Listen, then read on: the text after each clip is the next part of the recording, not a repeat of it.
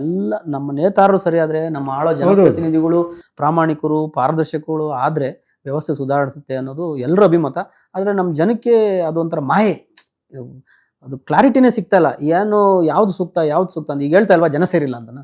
ಜನದಲ್ಲ, ಜನ ಇದ್ದಂಗಿದ್ರೆ ಶತಶತಮಾನದಿಂದ ನಮ್ಮನ್ನು ಆಳೋ ನಾಯಕರು ಮೌಲ್ಯಗಳು ಇಲ್ಲದ್ರಿಂದ ಇವೆಲ್ಲ ಸಮಸ್ಯೆ ಆಗ್ತಾ ಇದೆ.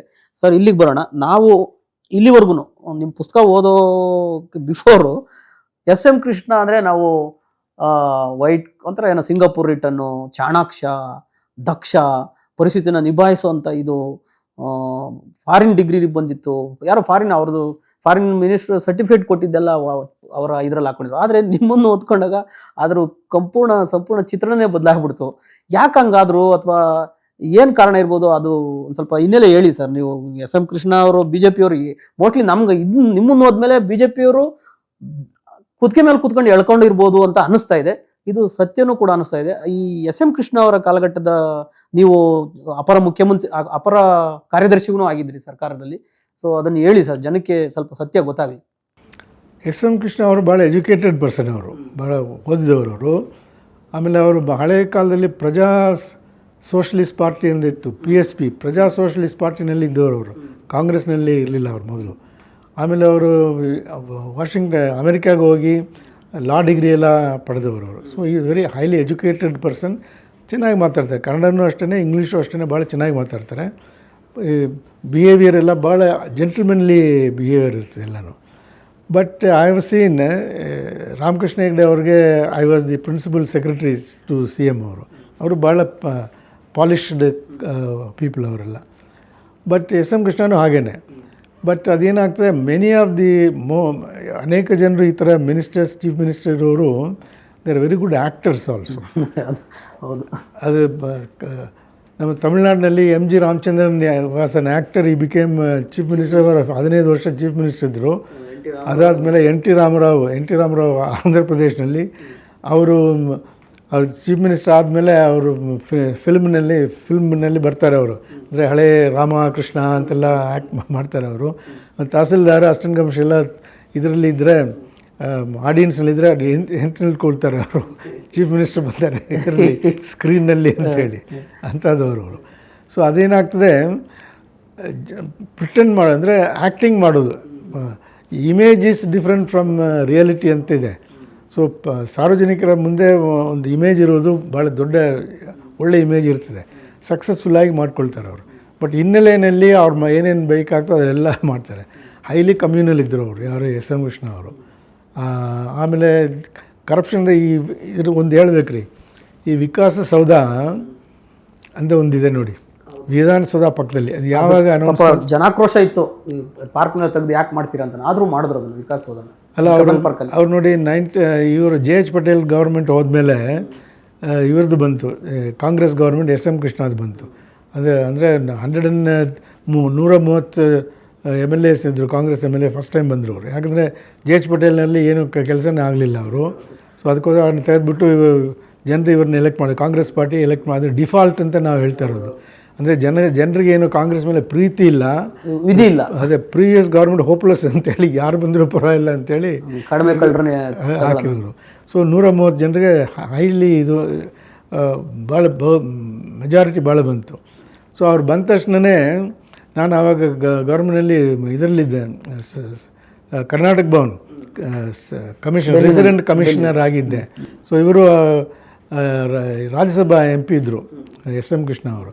ಸೊ ಅವ್ರಿಗೆ ಒಂದು ಮನೆ ಕೊಟ್ಟಿದ್ದಾರೆ, ಸರ್ಕಾರದಿಂದಲೇ ಕೊಟ್ಟಿದ್ದಾರೆ, ಬೇರೆ ಮನೆ. ಸೊ ಅವ್ರು ಬರ್ತಾಯಿದ್ರು ನಮ್ಮ ಕರ್ನಾಟಕ ಭವನಿಗೆ. ಸೊ ಎಲ್ಲ ಭಾಳ ಚೆನ್ನಾಗಿ ಮಾತಾಡೋರು. So very reasonable person. ನಾನು ಬೆಳಿಗ್ಗೆ ಹೋಗಿ ಅವ್ರು ನೋಡಿದ್ರು ಕೂಡ, ಯಾಕಪ್ಪ ಬರ್ತೀರಿ, ಬೆಳಿಗ್ಗೆ ನಿಮ್ಮ ಕೆಲಸ ಮಾಡಿ, ನಾವೆಲ್ಲ ಪಾಲಿಟಿಕ್ಸ್ ಮಾಡ್ತಾಯಿದ್ದೇವೆ, ನೀವು ನಿಮ್ಮ ಕೆಲಸ ಮಾಡಿ ಅಂತ ಕಳಿಸೋರು ನಮ್ಮನ್ನೆಲ್ಲ. ಸೊ ಅವರು CM ಅಂದರೆ CM ಆಗೋದಕ್ಕೆ ಒಂದು 7 ದಿವಸ ಆಯಿತು ಅವ್ರಿಗೆ. ಎಸ್.ಎಂ. ಕೃಷ್ಣ ಮಾಡೋದಕ್ಕೆ ಪಾರ್ಟಿ ಹೈಕಮಾಂಡ್ನಲ್ಲಿ ಸೋನಿಯಾ ಗಾಂಧಿ ಅವರು. ಸೊ ಭಾಳ ಯೋಚನೆ ಮಾಡಿ ಒಂದು 7 ಡೇಸ್ ಆದಮೇಲೆ ಅವ್ರನ್ನ ಹಾಕಿದ್ರು. ಯಾಕಂದರೆ ಕಾಂಪಿಟೇಷನ್ ಎಲ್ಲ ಭಾಳ ಇತ್ತು ಅಲ್ಲಿ. ಎನಿವೆ ಅವರು ಇಲ್ಲಿ CM ಆದ ತಕ್ಷಣ ಅನೌನ್ಸ್ಮೆಂಟ್ ಮಾಡಿದ್ರು, ಏನು 100 crores 100 ಕೋಟಿ ರೂಪಾಯಿಗೆ ಅಲ್ಲ ಪ್ರೊವಿಷನ್ ಮಾಡ್ತೇವೆ ಬಡ್ಜೆಟ್ನಲ್ಲಿ, ಒಂದು ವಿಕಾಸಸೌಧ ಅಂತ ಕಟ್ತೇವೆ ಅಂತ. ಸೊ ವಿಕಾಸಸೌಧ ಅದನ್ನು ನಾನು ಆವಾಗ ರೆಸಿಡೆಂಟ್ ಕಮಿಷನರ್ದಿಂದ ಇಲ್ಲಿಗೆ ಹಾಕಿದರು, ಬೆಂಗಳೂರಿಗೆ. ಇವಾಗ ಎಸ್ ಎಂ ಕೃಷ್ಣನೇ ಮಾಡಿದ್ದದು. ಇಲ್ಲಿಗೆ ಅಡಿಷನಲ್ ಚೀಫ್ ಸೆಕ್ರೆಟರಿ ಆಗಿ ಇಲ್ಲಿಗೆ ಬನ್ನಿ ಅಂತೇಳಿ ಇಲ್ಲಿಗೆ ಬಂದೆ ನಾನು. PWD, ಇರಿಗೇಷನ್ ಮತ್ತು ಇದು ಹೌಸಿಂಗ್, ಈ ಮೂರು. PWD ನಮ್ಮ ಕೆಳಗನೇ ಇತ್ತು ಅದು.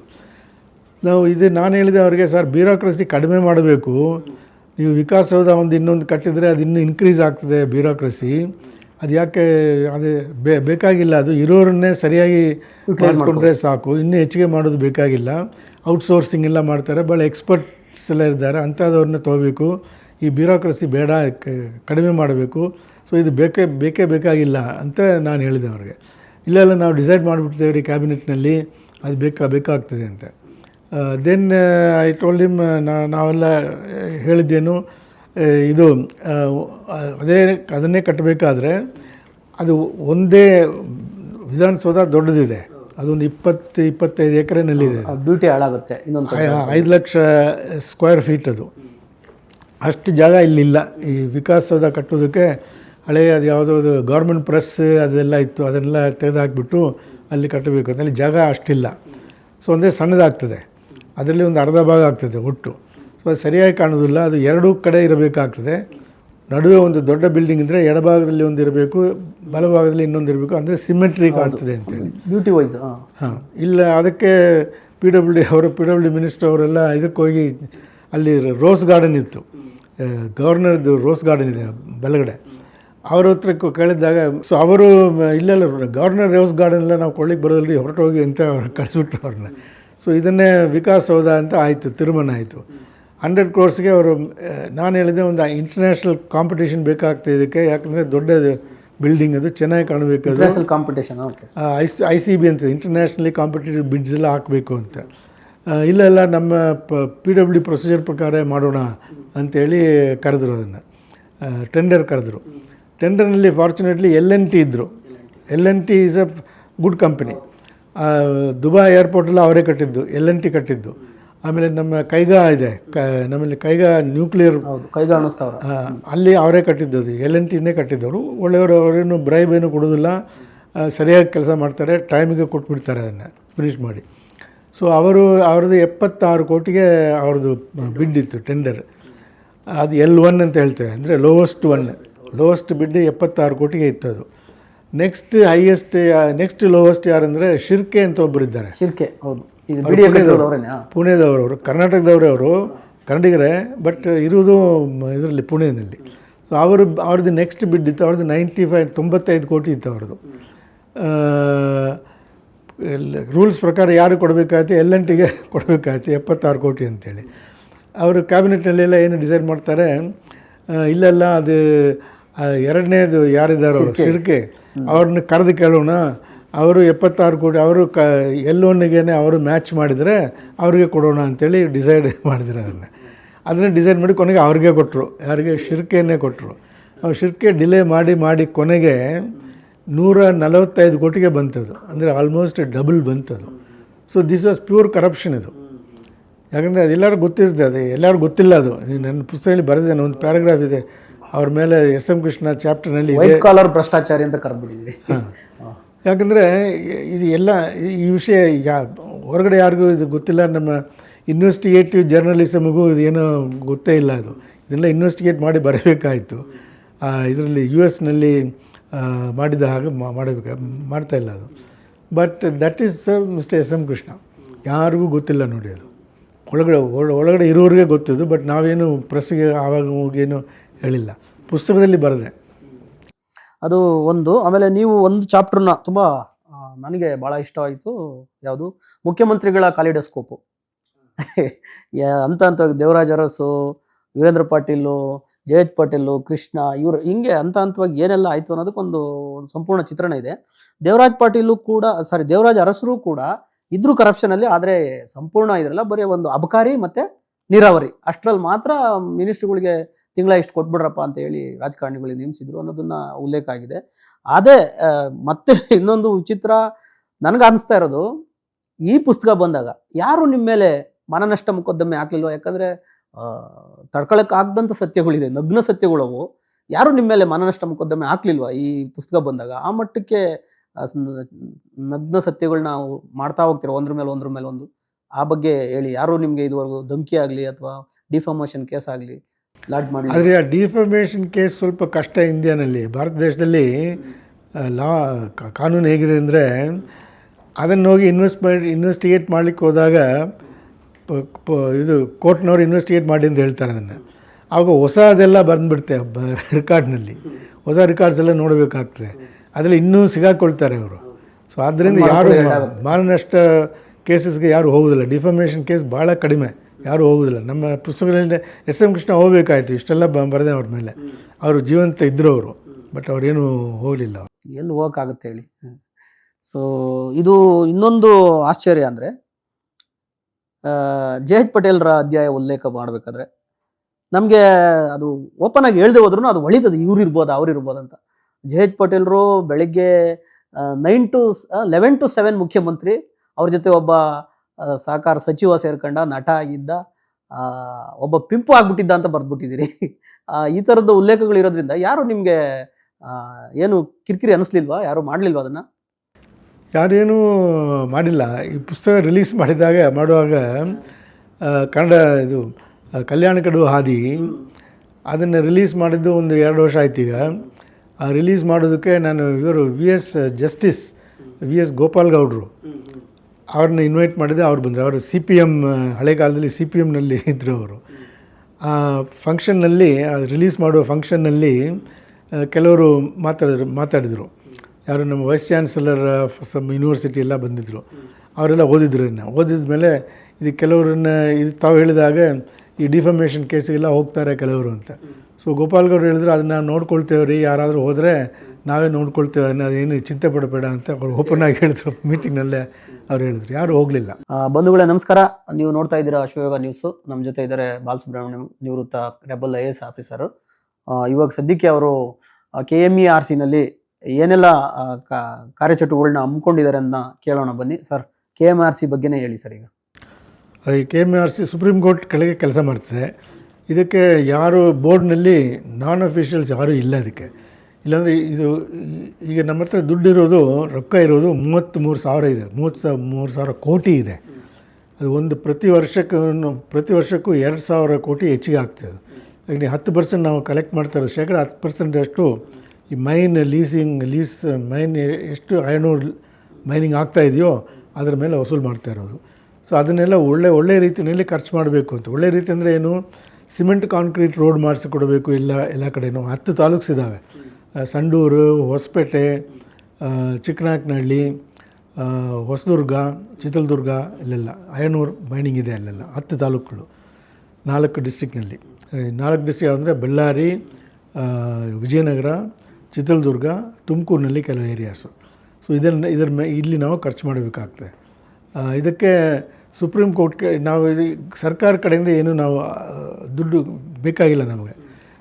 ಬಡ್ಜೆಟ್ನಲ್ಲಿ ಬರೋದಿಲ್ಲ ಅದು. ಈ 10% ಏನು ವಸೂಲು ಆಗ್ತಾಯಿದೆಯೋ ಅದರ ಮೇಲೇ ನಾವು ಖರ್ಚು ಮಾಡ್ತಾ ಇರೋದು. ಅದೇ ಸಾಕಷ್ಟಿದೆ. ಬೇರೆ ಯಾವ ಕಾರ್ಪೊರೇಷನ್ಗೂ ಈ ಥರ 33 ಕೋಟಿ ಸಾವಿರ ಇಲ್ಲ. ಅದು 45 ಆಗ್ತದೆ. ಇನ್ನೊಂದು 5-6 ವರ್ಷದಲ್ಲಿ 45,000 ಕೋಟಿ ಆಗ್ತದೆ. ಇದನ್ನೆಲ್ಲ ಸರಿಯಾದ ರೀತಿಯಲ್ಲಿ ನಾವು ಖರ್ಚು ಮಾಡಬೇಕಾಗ್ತದೆ. ರೋಡ್ಗಳು, ಆಸ್ಪತ್ರೆಗಳು, ಸ್ಕೂಲ್ಗಳು, ಅದರಲ್ಲಿ ನ್ಯೂಟ್ರಿಷನ್ ಪ್ರೋಗ್ರಾಮ್ ಅಂತಿದೆ. ಈ ಚಿಕ್ಕ ಮಕ್ಕಳಿಗೆ ಮೊಟ್ಟೆ ಕೊಡೋದು, ಆಮೇಲೆ ಪೌಷ್ಟಿಕ ಆಹಾರ ಕೊಡೋದು, ಇದನ್ನೆಲ್ಲ ನಾವು ಮಾಡಬೇಕಾಗ್ತದೆ. ಅದನ್ನು ಈಗ ಶುರು ಮಾಡಿದ್ದೇವೆ. ಇದೇ ನಮ್ಮ ಮೇಯ್ನ್ ಕೆಲಸ. ಅಂದರೆ ಸೋಷಿಯೋ ಇಕನಾಮಿಕ್ ಪ್ರೋಗ್ರಾಮ್ಸ್, ಇದನ್ನು ನಾವು ಮಾಡ್ತಾಯಿದ್ದೇವೆ. ಈಗ ಆ್ಯಕ್ಚುಲಿ ನಿಮ್ಮ ಪುಸ್ತಕದ ಬಗ್ಗೆ ಮತ್ತೆ ಬರೋಣ ಸರ್. ಈಗ ಅಕ್ರಮ ಗಣಿಗಾರಿಕೆಗಳು ನಡೀತಾ ಇದೆ, ಅದು ಗೊತ್ತು. ಕಾನೂನು ತುಂಬ ಲ್ಯಾಪ್ಸ್ ಆಗಿರೋದ್ರಿಂದ ಏನೂ ಮಾಡೋಕ್ಕಾಗ್ತಾಯಿಲ್ಲ. ಈವನ್ ಇನ್ಫ್ಯಾಕ್ಟ್ ಸರ್ಕಾರಗಳೇ ಅದರಲ್ಲಿ ವಸೂಲಿಬಾಜಿ ಮಾಡ್ತಾ ಇರೋದ್ರಿಂದ ಅವ್ರಿಗೆ ಕಂಟ್ರೋಲ್ ಮಾಡೋ ಅಥಾರಿಟಿನೇ ಇಲ್ಲದಂಗಾಗಿದೆ. ಇದರಲ್ಲಿ ನಿಮ್ಮ ಪುಸ್ತಕದಲ್ಲಿ ಒಂದು ಉಲ್ಲೇಖ ಆಗಿರೋದು, ಭೂಮಾಫಿಯಾ ವಿರುದ್ಧ ನಿಮ್ಮ ವರದಿ ಏನದು ದುರಾಸೆ ಮತ್ತು ಮೌನ ಸಮ್ಮತಿ, ಆ ವರದಿನ ಕ್ಯಾನ್ಸಲ್ ಮಾಡಿ ನಿಮ್ಮ ಮೇಲೇ ಅವರು ಶಾಸಕಾಂಗ ನಿಂದನೆಯ ಕೇಸನ್ನು ಹಾಕಿದ ಆ ಘಟನೆ ಬಗ್ಗೆ ಸ್ವಲ್ಪ ಹೇಳಿ ಸರ್. ಅಂದರೆ ಆವಾಗ ಇವರು ನಮ್ಮ ಯಡಿಯೂರಪ್ಪನವ್ರ ಗೌರ್ಮೆಂಟ್ ಇತ್ತು ಆವಾಗ. ಅದಕ್ಕೆ ಮುಂಚೆನೇ ಇವರು ನಮ್ಮ A.T. ರಾಮಸ್ವಾಮಿ ಅವ್ರದ್ದು ಒಂದು ಕಮಿಟಿ ಒಂದಿತ್ತು. ಬೆಂಗಳೂರು ನಗರ ಜಿಲ್ಲೆ ಮತ್ತು ಬೆಂಗಳೂರು ಇದು ಗ್ರಾಮಾಂತರ ಜಿಲ್ಲೆ, ಇಲ್ಲೆಲ್ಲ ಏನೇನು ಭೂಮಾಫಿಯಾ ಹೆಚ್ಚಿಗೆ ಇದ್ದಾರೆ ಅದನ್ನೆಲ್ಲ ಐಡೆಂಟಿಫೈ ಮಾಡಿ ಆ ಜಮೀನನ್ನು ರಿಕವರಿ ಮಾಡಬೇಕು ಅಂತ ಅವರ ಅಧ್ಯಕ್ಷತೆಯಲ್ಲಿ ಒಂದು ಕಮಿಟಿ ಇತ್ತು, ಅದಕ್ಕೆ ನಾನು ಸಲಹೆಗಾರನಾಗಿದ್ದೆ. ಅದು 1 ವರ್ಷದಲ್ಲಿ 1.5 ವರ್ಷ ಇತ್ತು ಅದು. ಆಮೇಲೆ ಸರ್ಕಾರ ಹೊರಟೋಯ್ತು, ಕುಮಾರಸ್ವಾಮಿ ಅವ್ರ ಗೌರ್ಮೆಂಟ್ ಹೊರಟೋಯ್ತು. ಅದಾದಮೇಲೆ ಬಿ ಜೆ ಪಿ ಗೌರ್ಮೆಂಟ್ ಬಂತು, ಯಡಿಯೂರಪ್ಪನವ್ರದ್ದು. ಅಲ್ಲಿ ಆವಾಗಲೂ ಅಸೆಂಬ್ಲಿನಲ್ಲಿ ಭಾಳ ಗಲಾಟೆ ಆಯಿತು, ಇದೇನು ರಿಕವರಿ ಏನೂ ಆಗಿಲ್ಲ, ಏನು ಕೆಲಸ ಮಾಡಿಲ್ಲ ಅಂಥೇಳಿ. ಸೊ ಅದಕ್ಕೆ ಅವರು ಹೇಳಿದ್ರು, ಈಗ ನಾವು ಸರ್ಕಾರಿ ನಾನ್ ಅಫಿಷಿಯಲ್ನ ಏನೂ ಹಾಕೋದಿಲ್ಲ, ಒಬ್ಬರು ಸೀನಿಯರ್ ಆಫೀಸರ್ನೇ ಹಾಕ್ತೇವೆ ಅಂಥೇಳಿ. ಅವರು ಚೀಫ್ ಸೆಕ್ರೆಟ್ರಿ ಇರಬೇಕು, ಅದಕ್ಕೆ ಏನು ಕಾರ್ಯಪಡೆಗೆ ಚೇರ್ಮನ್ ಇರಬೇಕು ಅಂತ. ಚೀಫ್ ಸೆಕ್ರೆಟ್ರಿ ಹೇಳಿದ್ರು, ಇದು ದೊಡ್ಡ ಕೆಲಸ ಆಗ್ತದೆ, ನಮ್ಮ ಕೆಲಸದಲ್ಲಿ ಇದು ಆಗೋದಿಲ್ಲ, ಅವ್ರು ನನ್ನ ಹೆಸರು ಹೇಳಿ ಇವರೇ ಇರಲಿ ಅಂಥೇಳಿ. ಸೊ ಅದಕ್ಕೆ ಇವರು ಒಪ್ಕೊಂಡ್ರು, ಅವರು ಯಡಿಯೂರಪ್ಪನವರು. So I became the chairman of that committee. ಅದು ಒಂದು 2 ವರ್ಷ ಇದ್ದೆ ಅದರಲ್ಲಿ ನಾವು ಐಡೆಂಟಿಫೈ ಮಾಡಿದ ಎಲ್ಲ ಡಿಸ್ಟ್ರಿಕ್ನಲ್ಲೂ ಹೆಚ್ಚಿಗೆ ಅಂದರೆ ಇದೇ ಡಿಸ್ಟ್ರಿಕ್ಟ್, ಬೆಂಗಳೂರು ನಗರ ಮಾತ್ರ, ಬೆಂಗಳೂರು ನಗರ ಜಿಲ್ಲೆ ಮಾತ್ರ ಅಲ್ಲ, ನಗರ ಜಿಲ್ಲೆ, ಗ್ರಾಮಾಂತರ ಜಿಲ್ಲೆ ಎಲ್ಲ ನಗರ ಆಗಿ ಹೋಗ್ಬಿಟ್ಟಿದೆ. ರಾಮನಗರನೂ ಅಷ್ಟೇ. ಈ BMRD ಅಂತಿದೆ, Bengaluru metropolitan regional development authority ಅಂತ ಒಂದಿದೆ. ಅದು ಯಾವುದಂದರೆ ಬೆಂಗಳೂರು ನಗರ ಜಿಲ್ಲೆ, ಗ್ರಾಮಾಂತರ ಜಿಲ್ಲೆ, ರಾಮನಗರ, ಇದು 3 ಸೇರಿ ಒಂದೇ ಏರಿಯಾ ಅಂತ, ಮೆಟ್ರೋಪಾಲಿಟನ್ ಏರಿಯಾ ಅಂತ.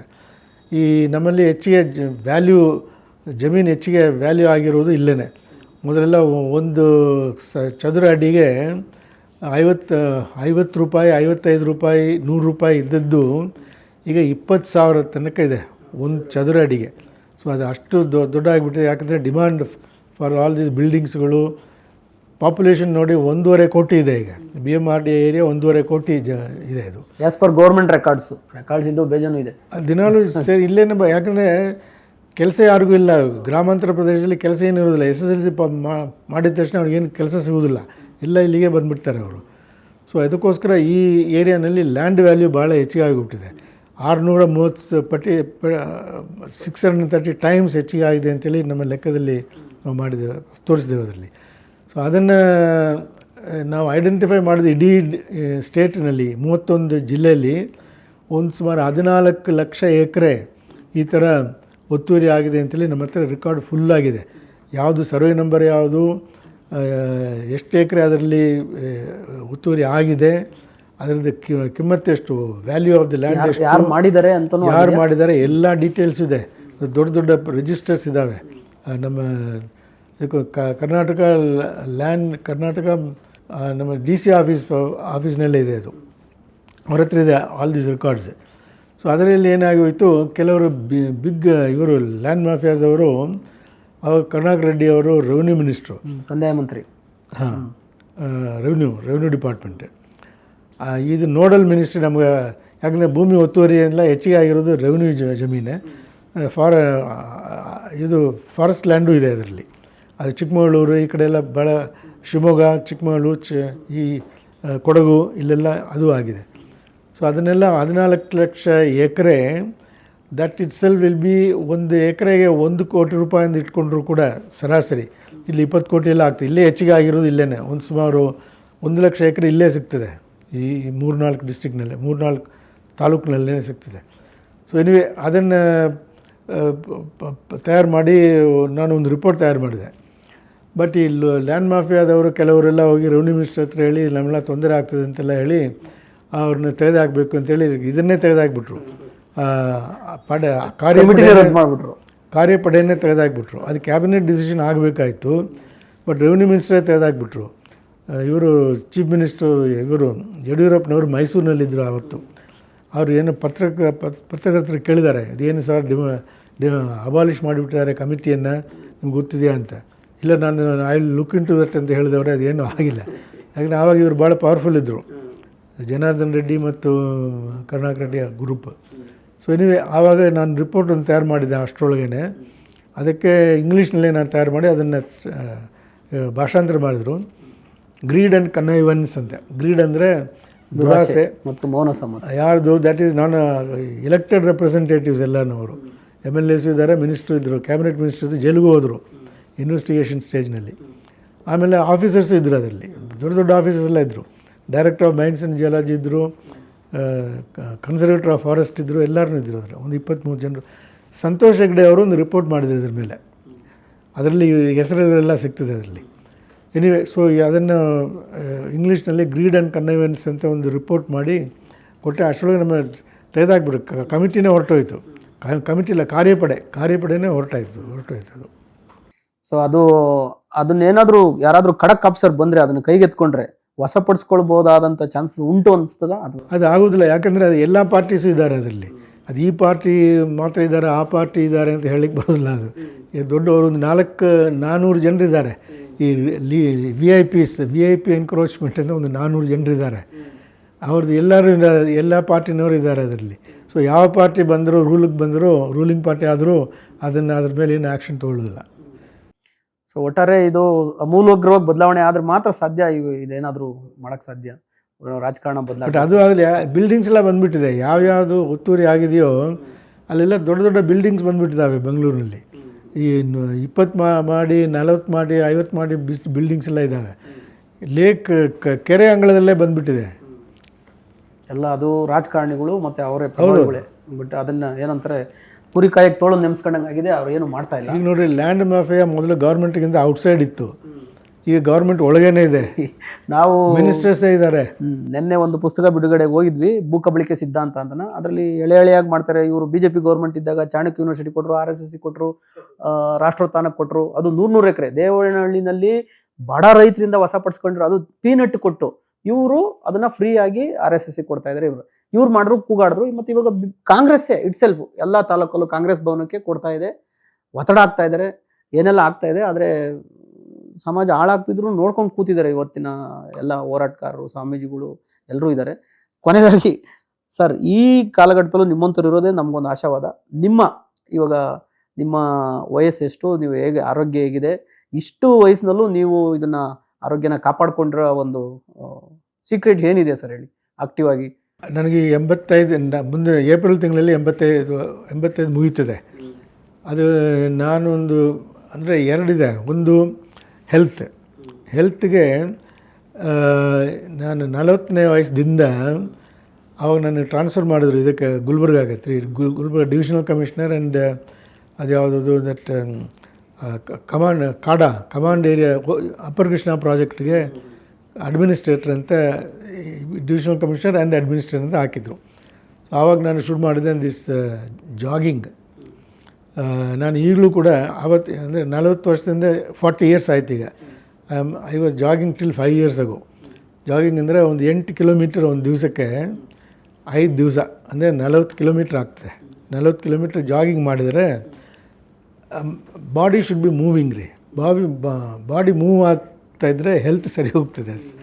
ಆಮೇಲೆ ಊಟ ಮಾಡೋದು ಅದೇ ಥರ ಕಂಟ್ರೋಲ್ನಲ್ಲಿ ಇರಬೇಕು, ಯಾವುದು ಎಕ್ಸಸ್ನಲ್ಲಿ ಇರಬಾರ್ದು. So these 2 things I have been following all these. Even ನಾವು ಈಗ ನಾನು ಜಾಗಿಂಗ್ ಮಾಡೋದಿಲ್ಲ, 6 ಕಿಲೋಮೀಟ್ರ್ ಒಂದು ದಿವಸಕ್ಕೆ ಹೋಗ್ತೇನೆ, 5 ದಿವಸ ಹೋಗ್ತೇನೆ, ಅಂದರೆ 30 ಕಿಲೋಮೀಟ್ರ್. ವೀಕ್ಲಿ 30 ಕಿಲೋಮೀಟ್ರ್ ಆಗ್ತದೆ, ಅಂದರೆ ಒಂದು 18 ಮೈಲ್ ಆಗ್ತದೆ, 20 ಮೈಲ್ ಆಗ್ತದೆ, ನಿಯರ್ಲಿ 20 miles. ನಮ್ಮ ಮನೆ ಪಕ್ಕದಲ್ಲೇ ಒಂದು ಪಾರ್ಕ್ ಇದೆ, ಪಾರ್ಕೆಲ್ಲ ಚೆನ್ನಾಗಿ ಮೇಂಟೈನ್ ಮಾಡಿದ್ದಾರೆ. ಆ ಪಾರ್ಕ್ ಒಳಗೇ ಒಂದು ರೌಂಡ್ ಮಾಡಿದರೆ 400 ಮೀಟರ್ ಆಗ್ತದೆ.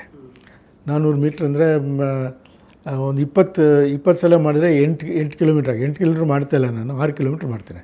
15 ರೌಂಡ್ ನಡ್ಕೊಂಡು ಹೋಗ್ತೇನೆ, ಬ್ರಿಸ್ಕ್ ವಾಕಿಂಗ್ ಅಂತ.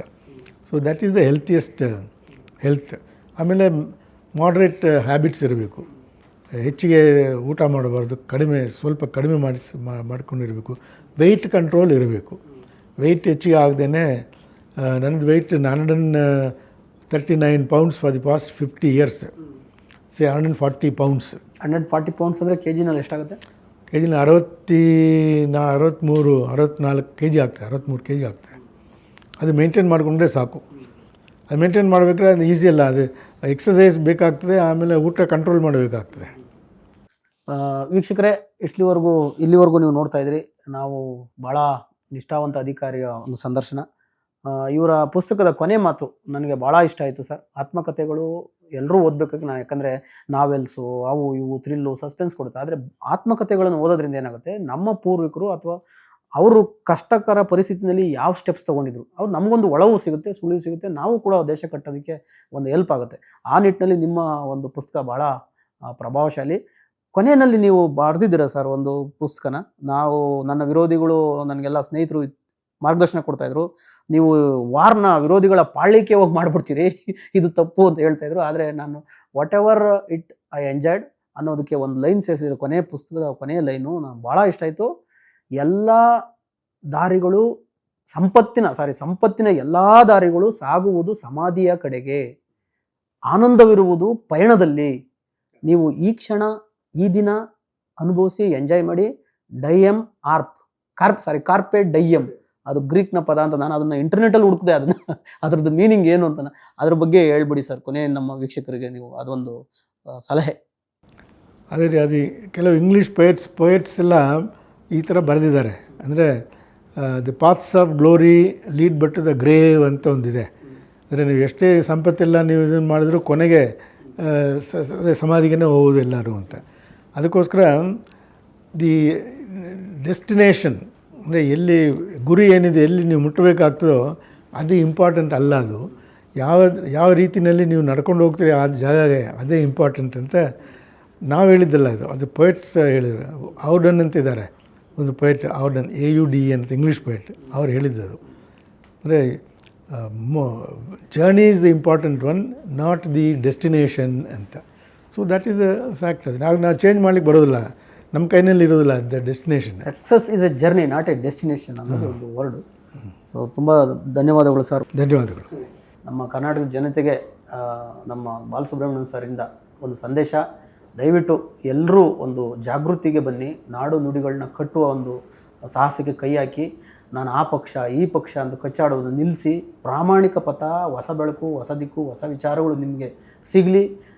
ಈ ಥರದ ಸರ್ ಏನೀಗ 85 ವಯಸ್ಸಿನಲ್ಲೂ ಒಂದು ಸಂಸ್ಥೆನ ನಡೆಸ್ತಾ ಇದ್ದಾರೆ. ನಮಗೆ ಹಾಳಾಗಿರೋ ಪರಿಸರ, ಗಣಿಯಿಂದ ಏನೆಲ್ಲ ಹಾಳಾಗಿದೆ ಅದನ್ನು ಪುನಶ್ಚೇತನಗೊಳಿಸೋಕ್ಕೆ ದುಡಿತಾ ಇದ್ದಾರೆ.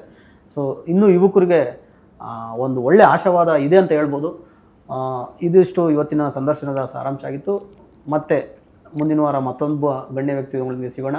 ದಯವಿಟ್ಟು ನೋಡ್ತಾ ಇರಿ ಅಶ್ವಯೋಗ ನ್ಯೂಸ್, ಸತ್ಯಾನ್ವೇಷಣೆಯ ಓಟದಲ್ಲಿ. ನಮಸ್ಕಾರ.